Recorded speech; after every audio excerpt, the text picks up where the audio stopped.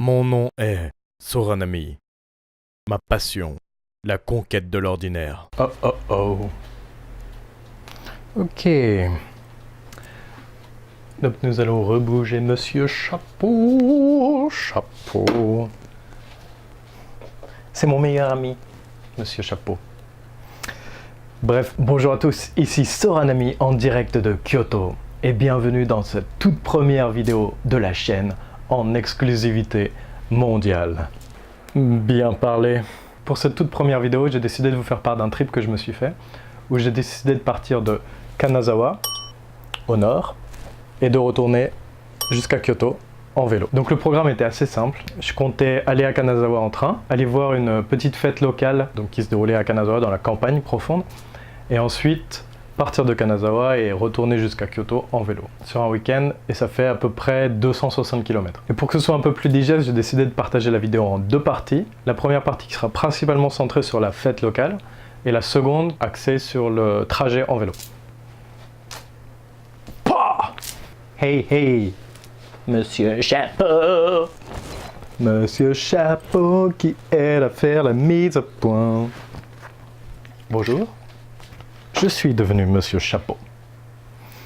Oh, et on défonce les murs. Bref. Générique. Générique. This is approved by Soranami. Générique. Bam.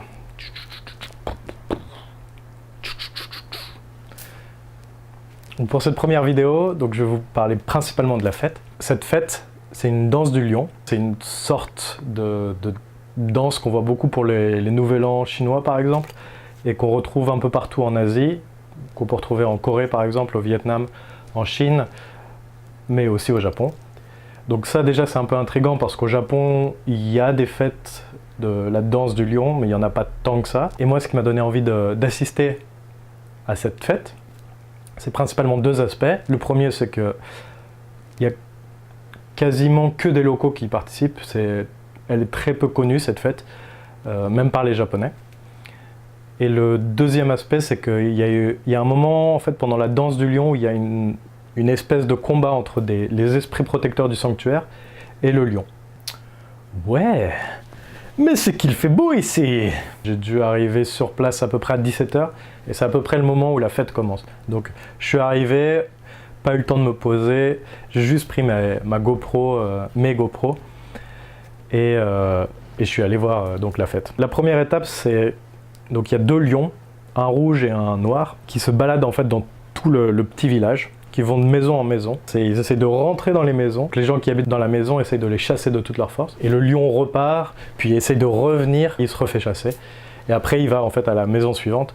Et à chaque fois que quelqu'un a été visité en fait, il sort de chez lui en règle générale et il se dirige vers le sanctuaire. Ça permet de ramener tous les villageois au centre du village qui est le sanctuaire. La cérémonie en tant que telle, elle se déroule en 4 étapes. La première étape, c'est les plus petits enfants du village qui portent un mini-hôtel et ils essayent de le ramener vers le pavillon principal. Ils font plusieurs allers-retours dans un mouvement incessant de va-et-vient, comme le ressac infini des vagues de l'océan.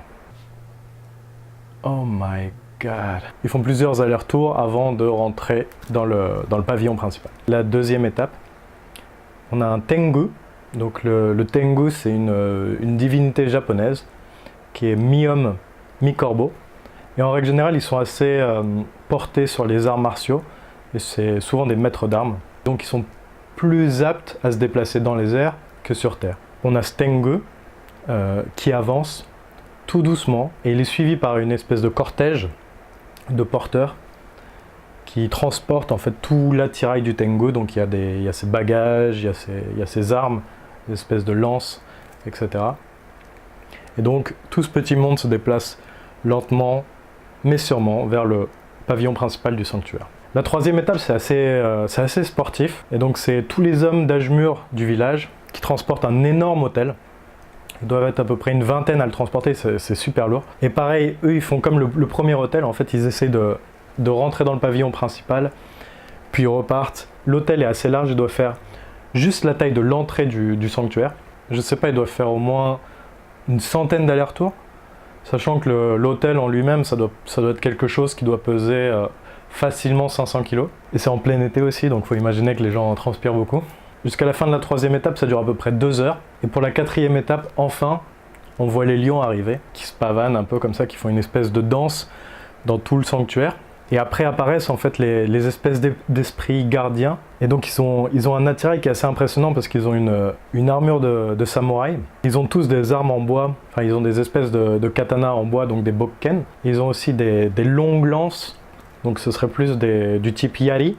Et après ils ont des armes qui sont un peu intermédiaires entre la lance et le katana, donc qui seraient plus comme des naginata en fait. Et ils ont une grande perruque de paille avec des cheveux qui sont très très longs, qui leur arrivent presque au milieu de la taille. Et donc après ils exécutent des katas, donc des katas c'est des mouvements d'arts martiaux codifiés devant le lion pour essayer de le repousser en fait et de le combattre. Et c'est d'autant plus impressionnant que en fait dans le lion c'est des adolescents, c'est les adolescents du village, donc ils sont tous à peu près 1m80, puis ils ont des espèces de perches pour porter le lion, ce qui donne un aspect encore plus impressionnant, et ça doit faire...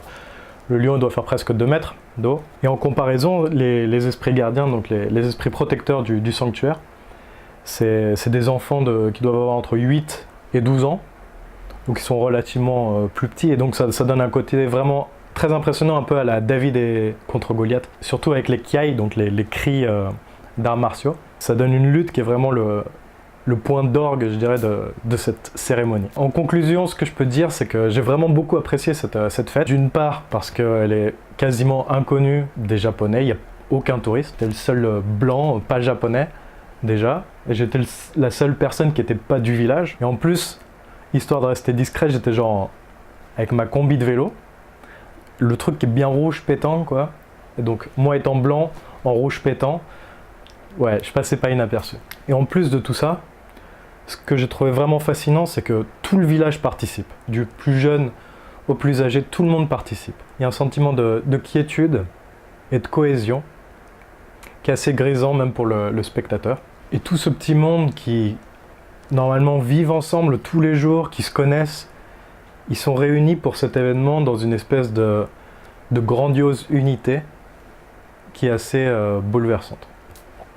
Fougère.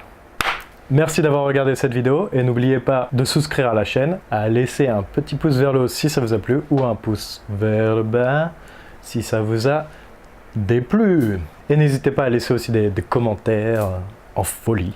Et à bientôt pour un prochain épisode.